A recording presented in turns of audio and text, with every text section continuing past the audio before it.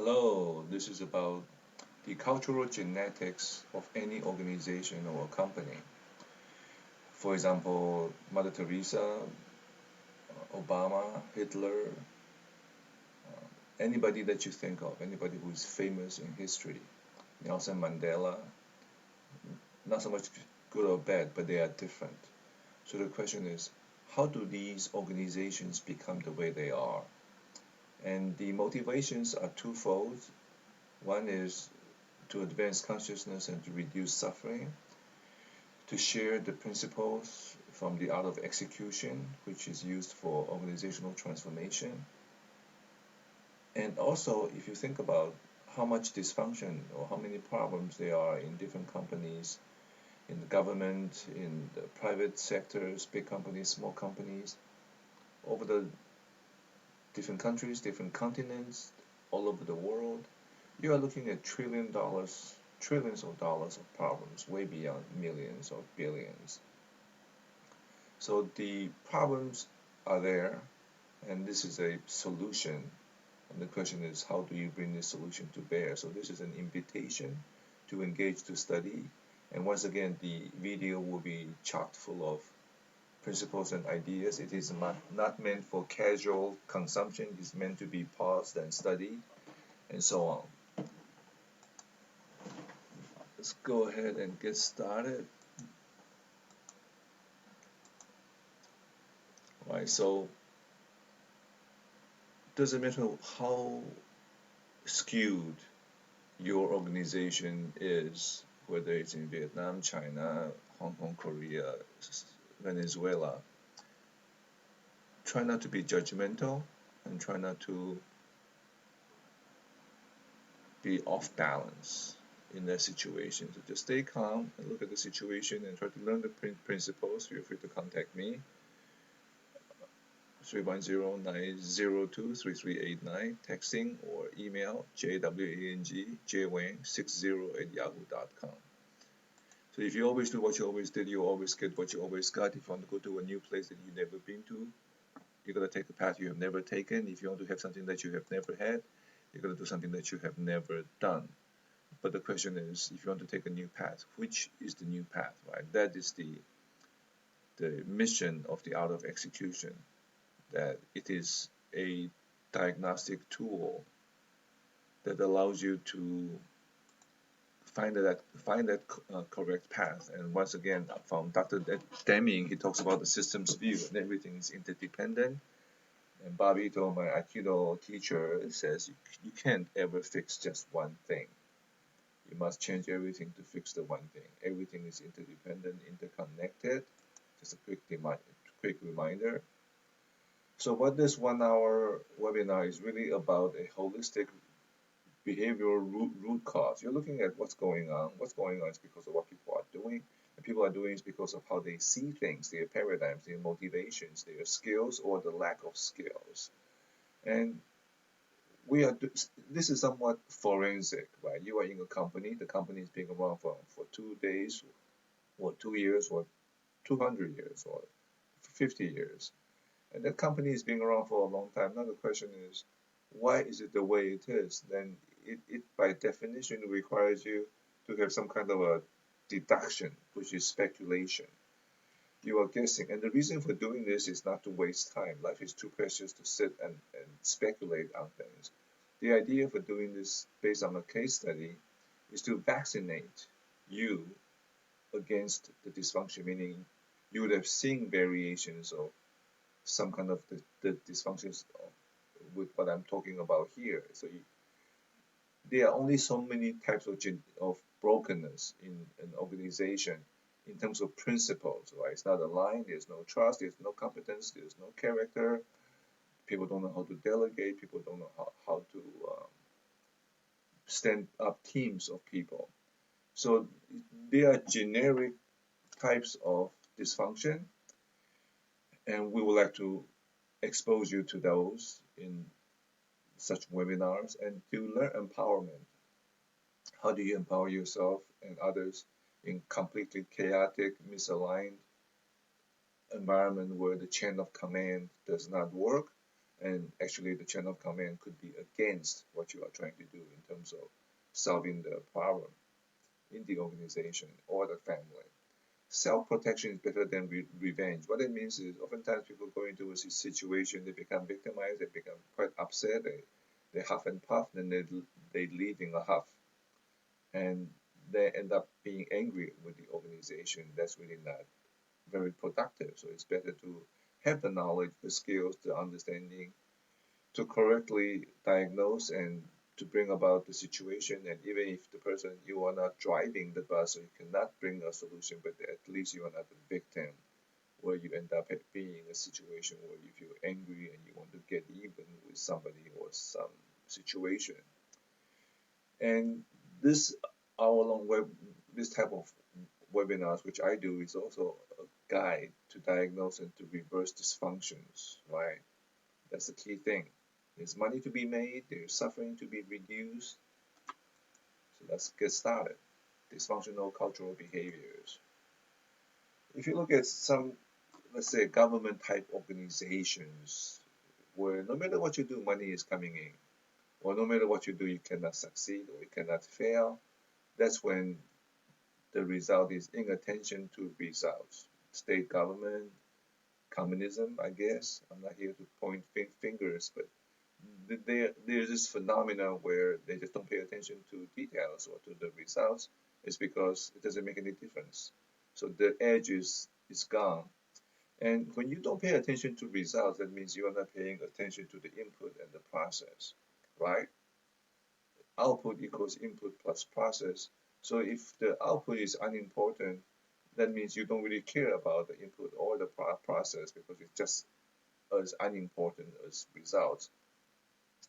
And if you don't know the process, then from a project management or scheduling perspective, if you don't know the process, then you don't have a reliable schedule. And if you don't have a schedule, you cannot ask people to be committing to certain days. And if you cannot ask people to commit to dates, then you cannot hold them accountable. If you cannot hold them accountable, then there are no consequences, right? And people don't have to make commitment to their tasks and so on.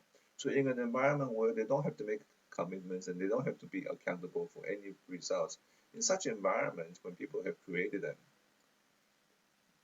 and who creates them? The leadership, the people who are driving the bus, the brain, the CPU. In those environments, then success is judged by different standards.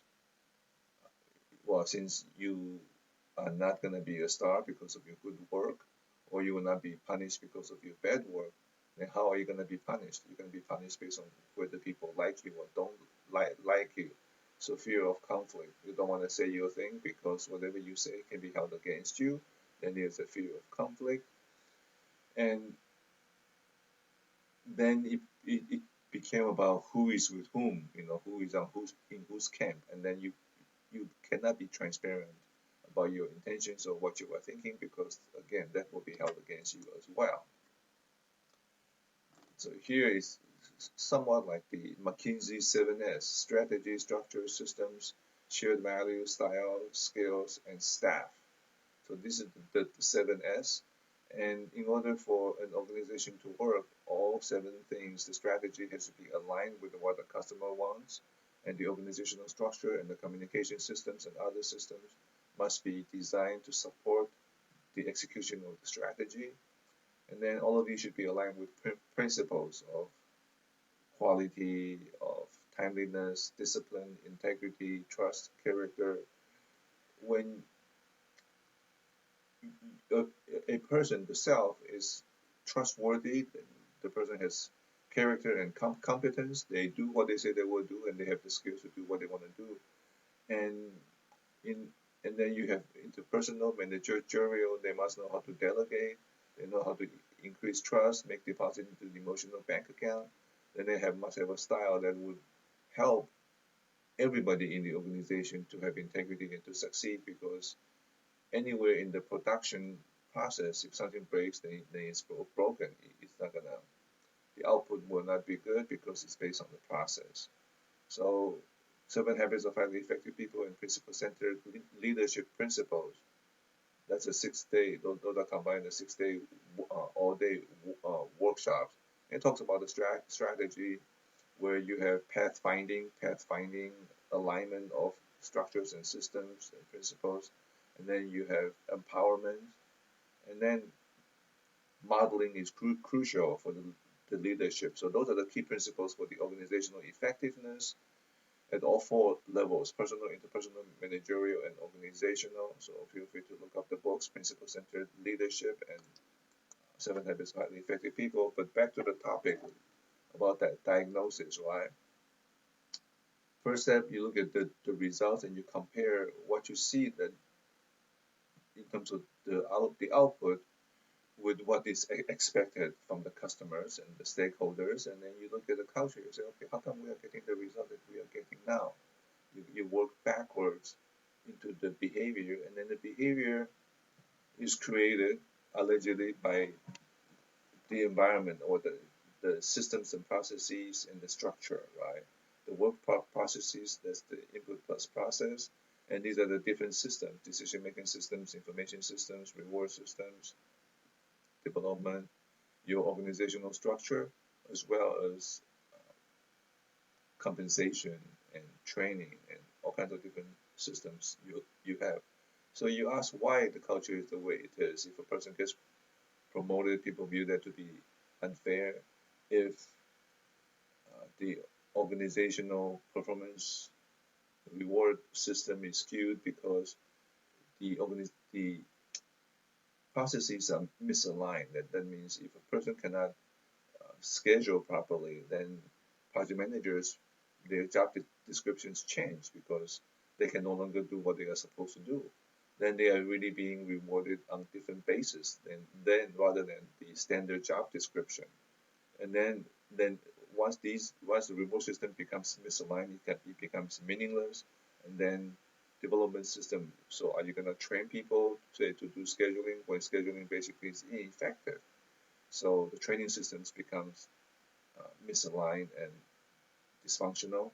So I hope I'm making some sense, but do reach out to me because I'm putting in a lot of material, a lot of principles in a very short amount of time. Then you go back and you say why. So here you can look at the written mission, vision, and value statement and speculate, try to deduce why the systems, processes, and structures were designed the way they were. Okay, of course, we can always say the company is growing too fast, people don't know, and people are new, and people have not been trained, they have not worked in big environments, big companies, so they cannot really tell.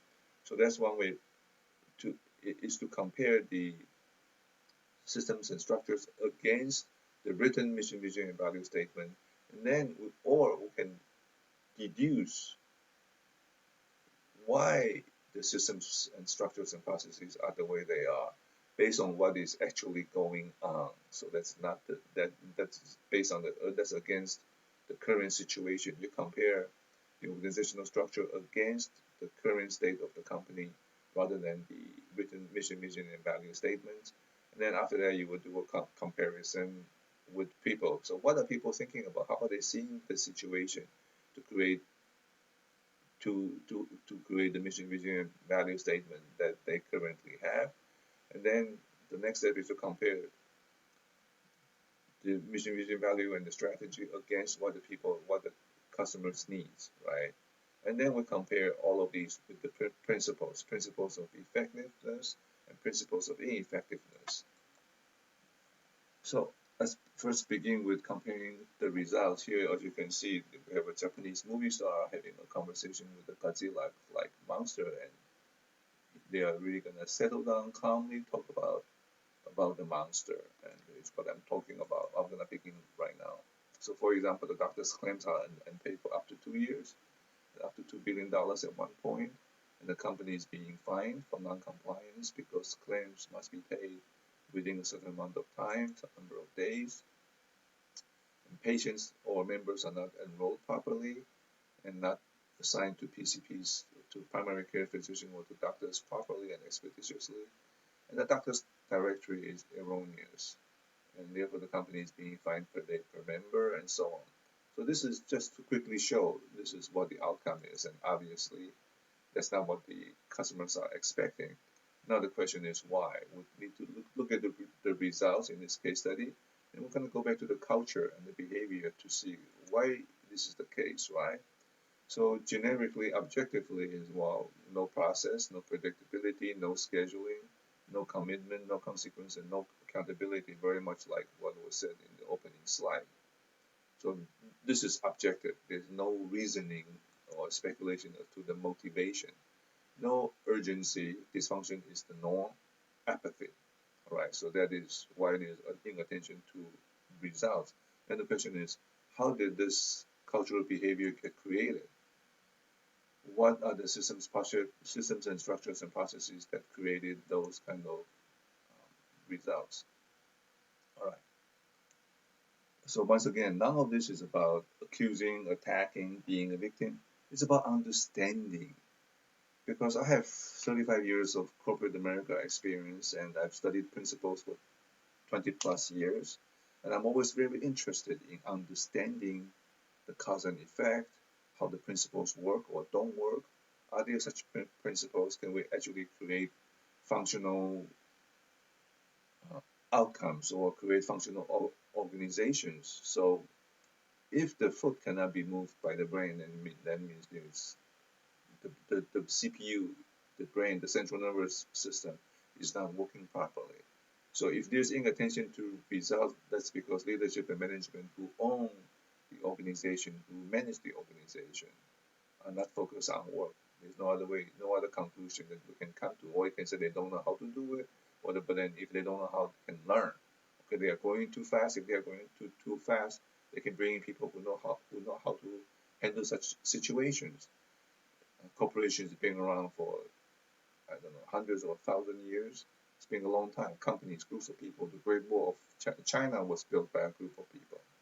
So the onboarding system. So if they are not focused on getting results and focused on processes, then what are they focused on?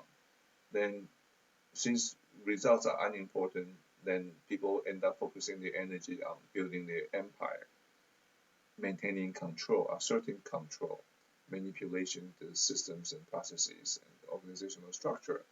So the onboarding system, rather than bringing in the talent the company needs, they are used to augment the dominant coalition. People in charge want to stay in power, which is fair. I agree with that, and I like groups of people. I think people should form coalitions because that's how organizations are run, by teams of people who are trustworthy and so on. However, when their trustworthy is evaluated based on loyalty to a certain faction of people who want to hold on to power, then they can become parasites. Because then that means their needs, their personal needs or their group's needs become supreme and are placed higher than the needs of the organization, of the need to develop everybody in the organization, because in a cross-functional environment, somebody is doing design, somebody is doing engineering, somebody is doing testing. Anybody in any one of these steps of the production process can ruin the results.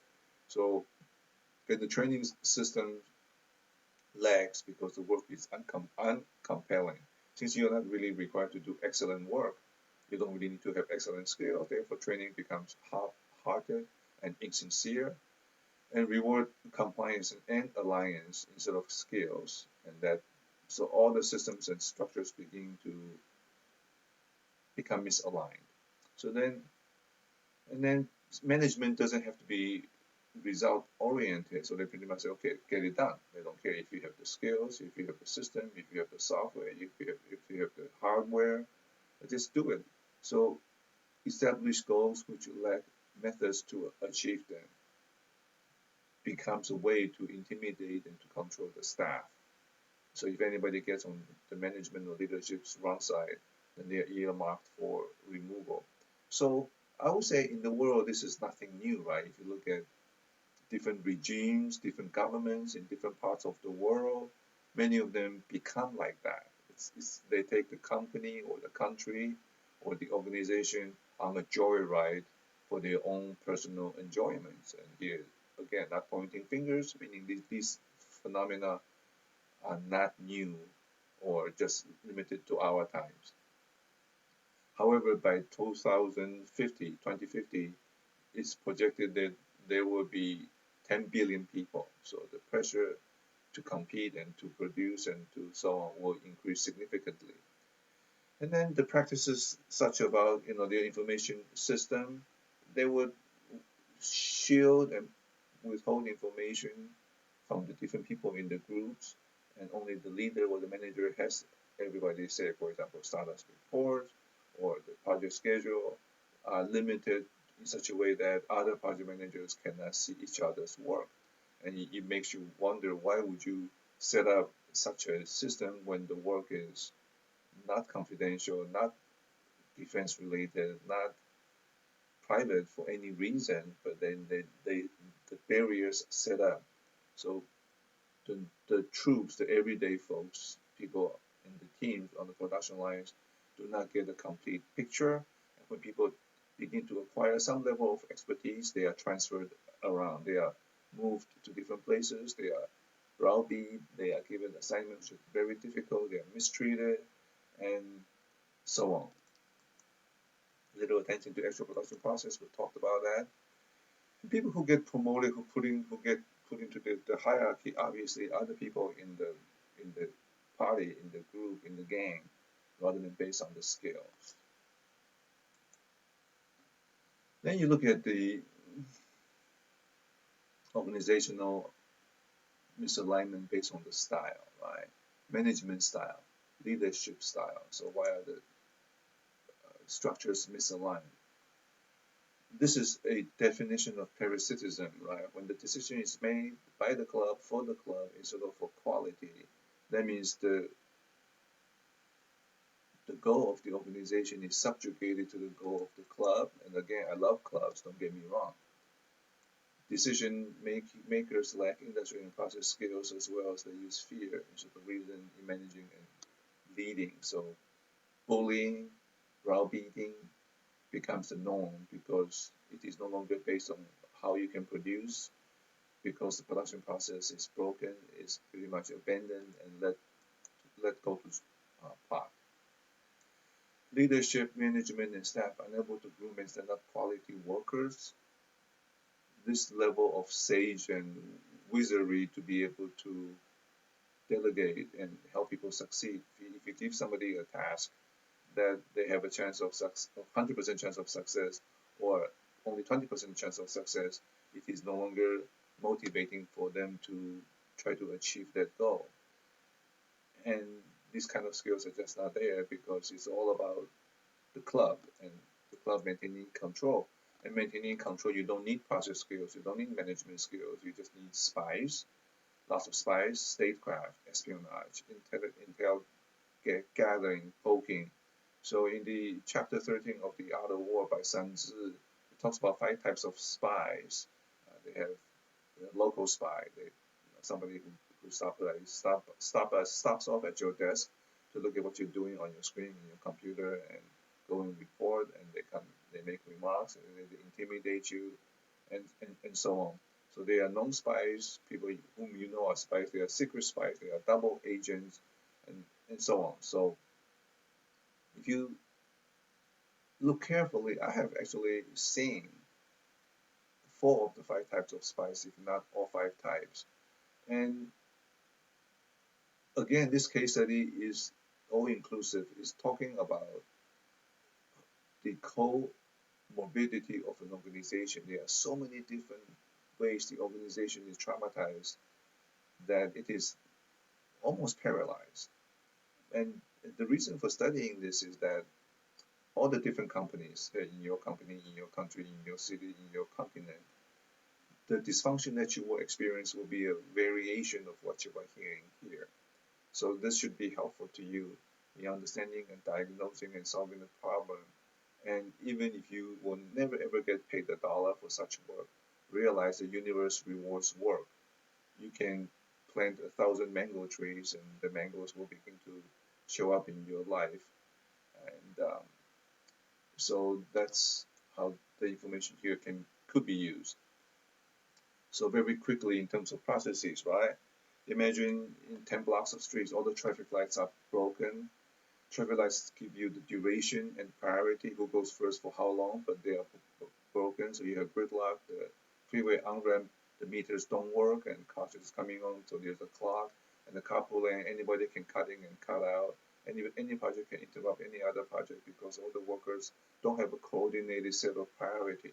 So, I mean, there are so many different ways to destroy and traumatize the production process, and then this is one of them where a fire engine or an ambulance can be cut off by a grocery delivery truck.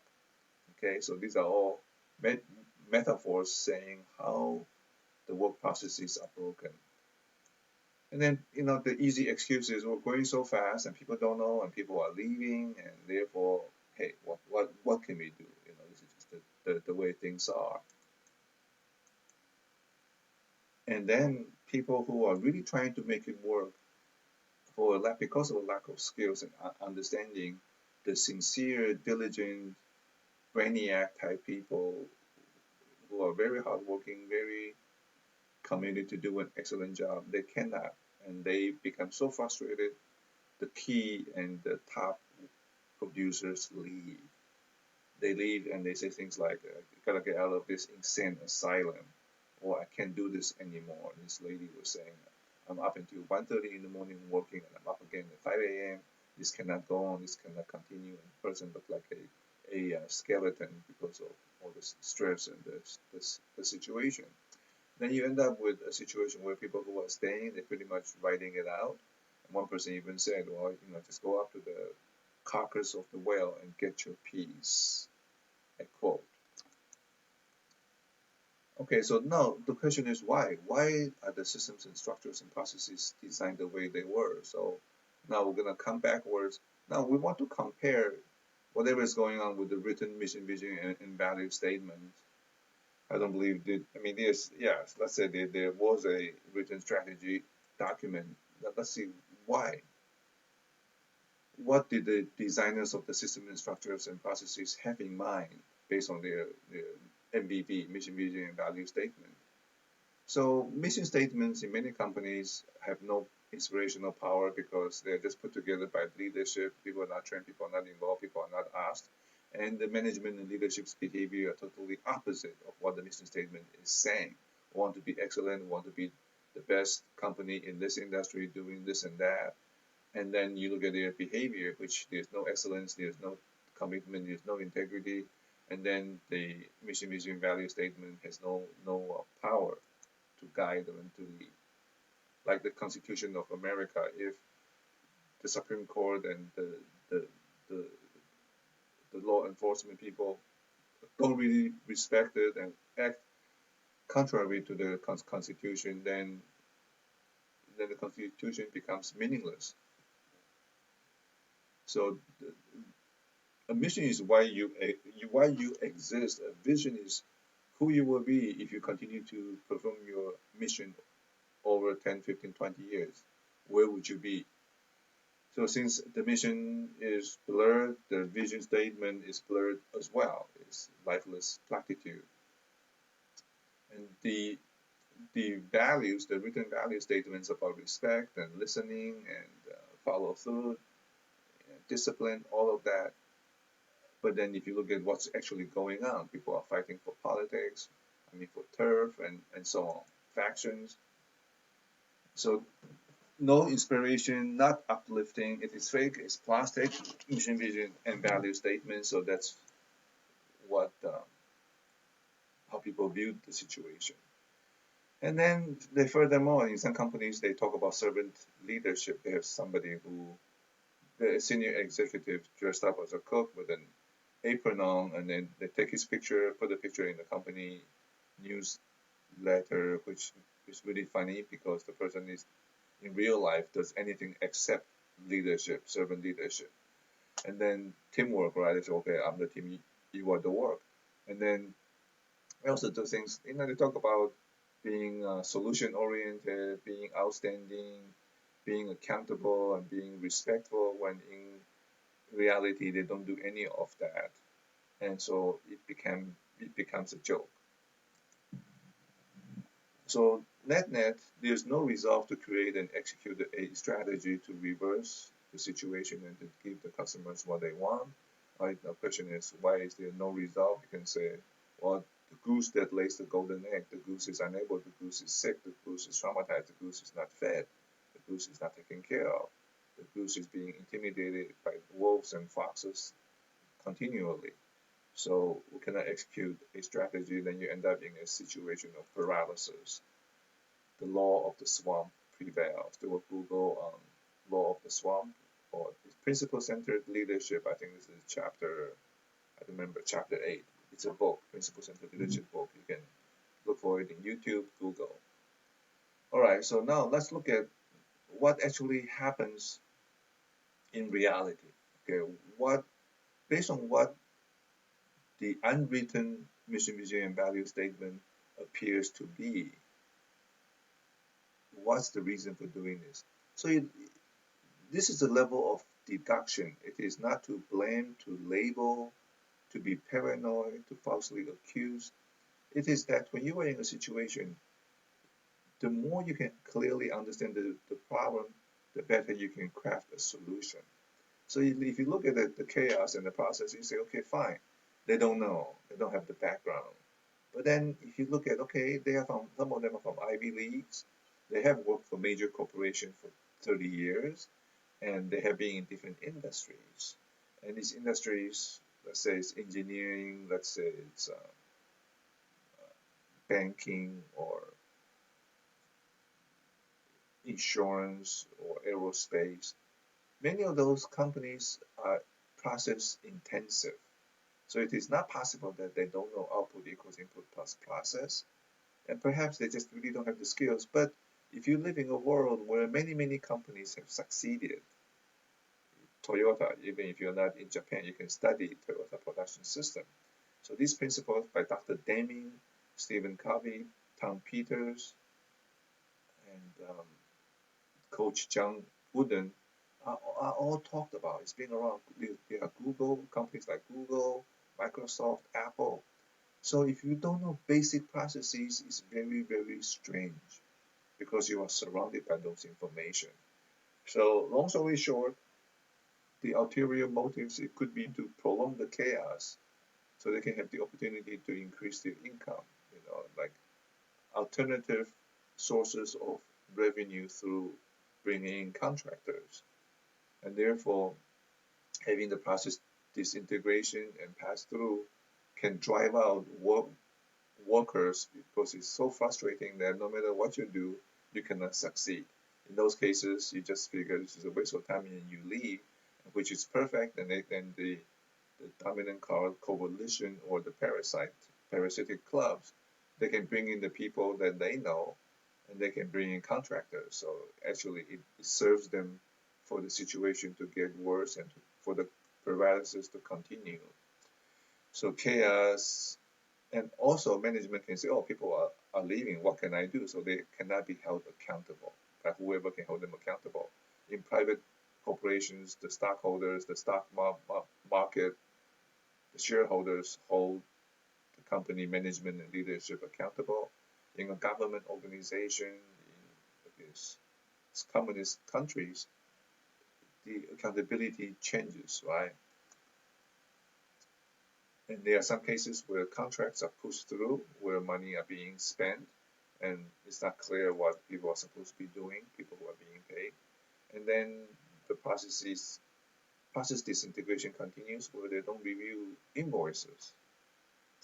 All right, so this is deduction, speculating, it's not sparing, but in case you are in a similar situation, look for evidence. I mean, basically your goal to go to work is to do work, not to diagnose and not to be spying and not to make deductions. But if you're in an environment and you are committed to resolving the problems in the environment,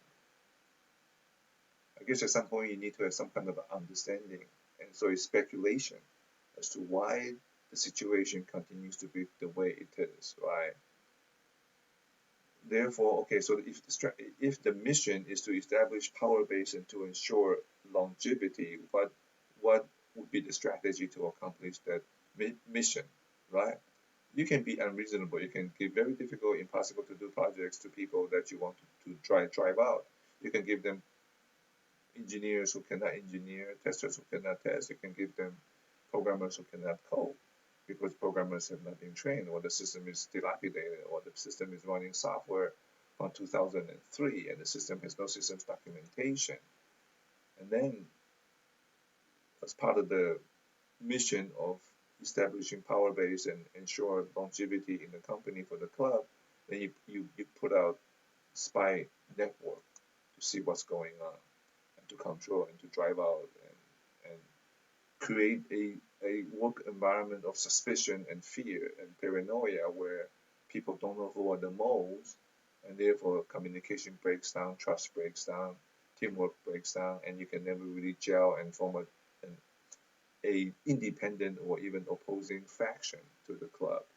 And this is, I guess, fairly standard. I lived in Taiwan, I lived in Iran, and at certain parts of the my stay in those places, in those countries, there was martial law, and so control and survey or spying is important in those places by the government. And then they hire cronies, and they convert the cronies, the contractors, confidants to become employees. So this is pretty standard. And then for people whom they disagree with, since the real results are hard to come by, they can pretty much write up a person on many different things because the situation does not allow work to be done properly, and therefore they can be singled out. All right. So people who live in such environments, how do they see the situation, and what do they think they need to do in order to survive? First of all, like when a snake is swallowing, or some animal, any animal is eating a fish, swallowing a fish. When you have a cormorant bird catching a fish, they always swallow the fish head first rather than tail first, because if you go tail first, the fin will go against the throat, and the scales will go against the throat of the bird. So basically, you want to obey and be compliant, be easy to swallow. Otherwise, you can be spit out. And if you can join the club, love the club, be loyal to the club, and you'll be taken care of. The machinery creates and manipulates perception. Okay, so people think of it as such. And rather than saying, well, the brain doesn't work, that's why the foot doesn't work, one person said, there's no brain. And people who created the mass continue to be in charge, right? If you always do what you always did, you always get what you always got. And when some people are just in a surprise fashion, the manager was removed, and the other co-workers like to say, oh, it's very scary, I'm afraid. And get your piece of the whale carcass, quote unquote, because the paradigms people have, that's how they view work, meaning you don't have to produce anything, just get your piece of the pie and be quiet. Don't voice concern when overloaded, because people don't know and they don't care. Management has no concern about what the workers are going through. We know who are pulling the strings, why and who are pulling the strings, quote unquote. Promotions go to the cronies of leadership. We talked about that. Morale is low and turnover is high because no one really cares. And it's intentional sabotage. Paradigm of evil empire will last forever. There's no hope that because any kind of survey, leadership, overhaul, renovation of the company continues to go through the existing club. If a country is corrupt and people are taking money, the government officials are taking money. We heard of aids being sent to Iraq or sent to Nepal after the earthquake, but the money never got to the people, because if you have a distribution system that's not working, and if you continue to distribute through that system, it's not going to work because it's not working to begin with. But the problem is, if you're going and go directly to the people, then who is going to control and who is going to maintain the hierarchy? So the organizational behemoth is very hard to deal with because you cannot live with it, you also cannot live without it. So you have to deal with the club because the club is what's in charge. All right, so the step number 6 is where you compare the mission statement against the needs. Doctors want to sign up properly, members want to enroll properly, members want accurate information on the doctor so they can sign up with the correct doctors to see, to visit, and doctors want to get paid. Doctors want recourse for underpayment. They want to be able to quickly file a grievance and get reimbursed properly. And members, they want recourse if they are mistreated by a doctor. They want to be able to go to a different doctor or to complain about the doctor. So written mission statement maps the needs of the stakeholders. There's a misspelling there. Injustice to staff precede members and doctors, right? So abuse people abuse other people. If you want to have excellent treatment for your customers, treat your employees in an excellent fashion because they will pass on the energy.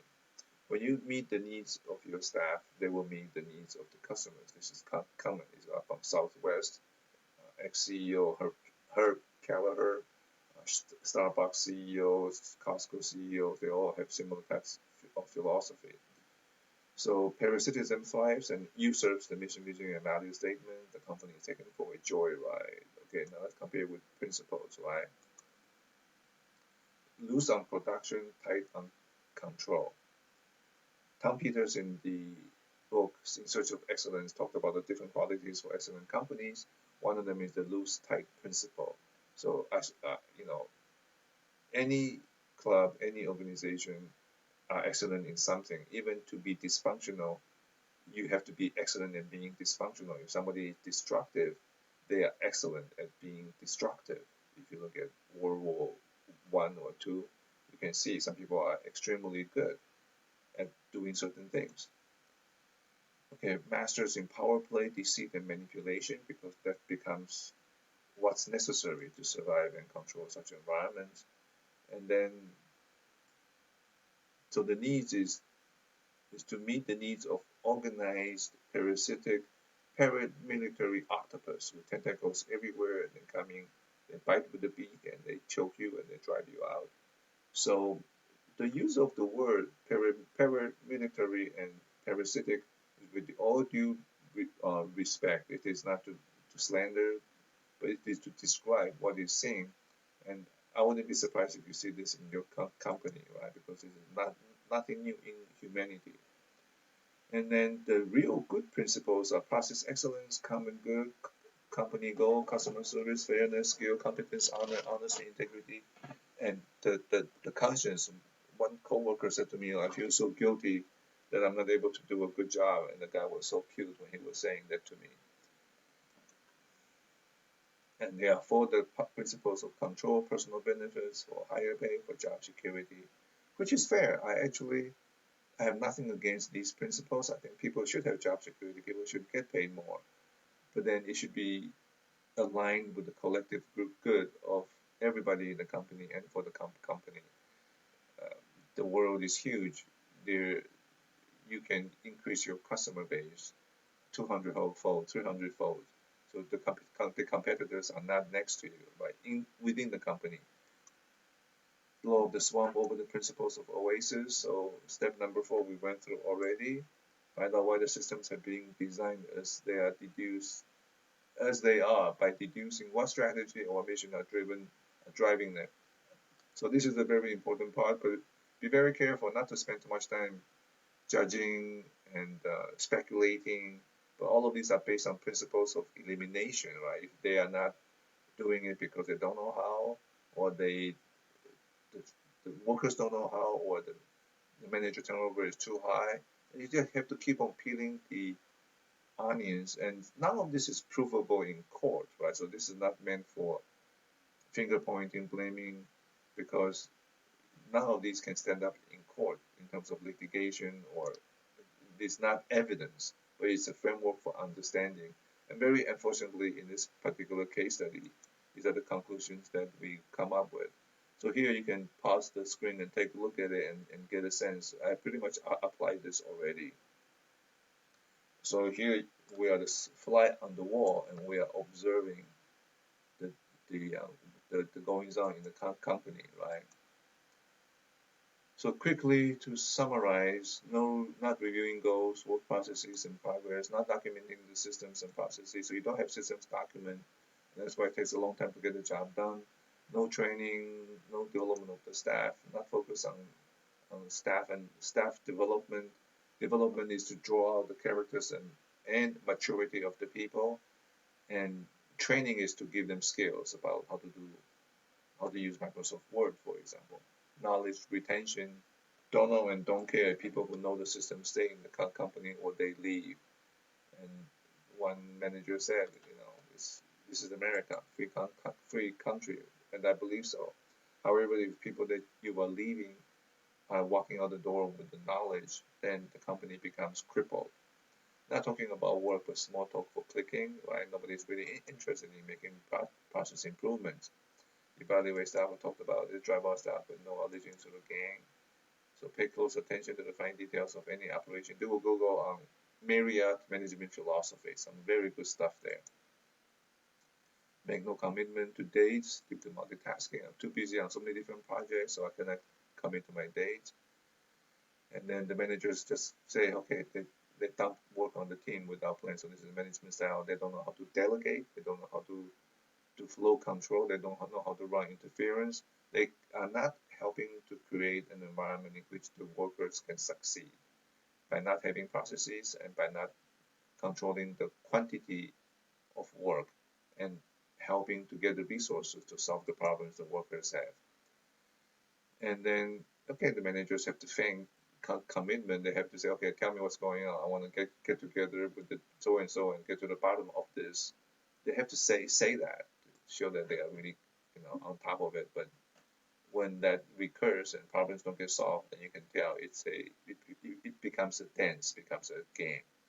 People managers, they blame it on quick growth and culture. It's really nobody's fault here. It's just we're going too fast. Use firefighting to justify lack of results. Right? So some major deadlines, major results are not being met. So they focus all the energy, the company just all focus on this one major project. And the other things are just not being done because we are focused on fighting that one fire. Use high turnover to vindicate management. Talked about this. Blame poor results on unskilled new staff. That's fine. It's a technique. Use other teams to analyze, debug, and delay projects. Different functional teams, different let's say programmers, different types of programmers, testers. They use each other to debug and to solve the problems.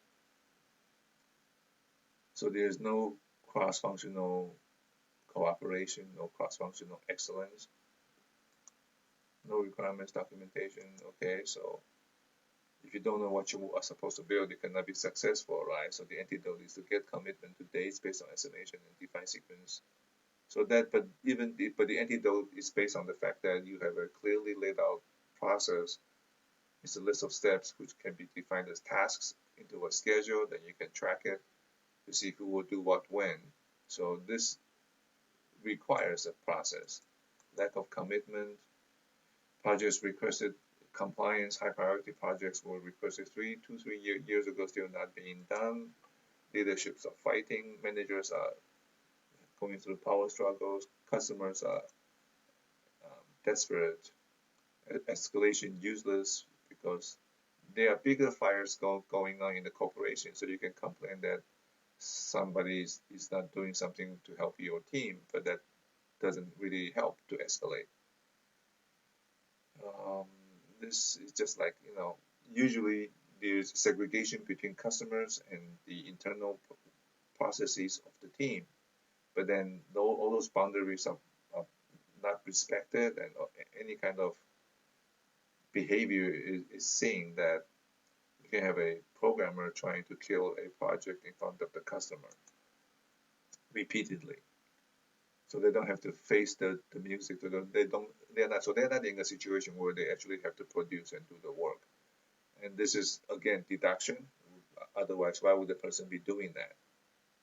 All right, so we talked about this, cross-functional. So when you cross-functional processes, when they are broken, then the wait time is forever, right? You're waiting for somebody to finish their work to give to you so you can do design or testing or coding or whatever. And then the wait time becomes indefinite, right? A very long, something that will take 2 hours to do can end up easily take 2 days, 2 weeks, 2 months, and this is not a joke, for real. Cycle time and defects are increased when team members are fighting. Match workload to team capability. So these antidotes are very much basic and blue sky, but for you to execute them, again, we have to begin with the basic, defining the processes. Fear of conflict. Sharing ideas can make you a target for ousting. Remain silent and complain, or they will retaliate. Rigorous debate will unveil the truth, or no debates. People don't really get into it. Lots of feel-good events such as potluck, bingo, team activities, and right before they ask, the company has a company-wide survey, they give you ice cream or they give you an afternoon off, go bowling or something. So it is not to undermine or to distrust the goodness of people, but these become actually tactics to to mesmerize or to hypnotize and to lull the team into a sense of euphoria and well-being so you do not complain. Roles and responsibility and process problems are caused by people managers. Yes, because people managers control the resources and commit to the workload. So if they don't take the responsibility, this is actually key, right? This is the key for dysfunction to exist and to continue. This is the alpha and the omega of organizational effectiveness or ineffectiveness, that is management capability, leadership. Useless to escalate against victims of bad processes. So in some cases, they set you up to say, okay, fine, you are supposed to be working on this project, but it doesn't work. But people are not responding because of the gridlock, because of process disintegration. Then they expect you to go and escalate against the people on the team. But the people on the team, they are victims of the bad end-to-end processes. So for you to go in and browbeat and try to punish and try to point them out, it is not the right thing to do. But if you don't do it, then they're going to turn it against you by saying, you don't know how to manage it, you don't know how to escalate. And then the problem is and they have to come after you, because if they don't come after you, leadership will go to them and say, what kind of manager are you? What are you doing? So it becomes a cycle, and none of this is functional. And then if you do escalate against people, or if you don't escalate against people, either way, while you don't get along, you are a bad team player, and then they come after you and they can drive you out.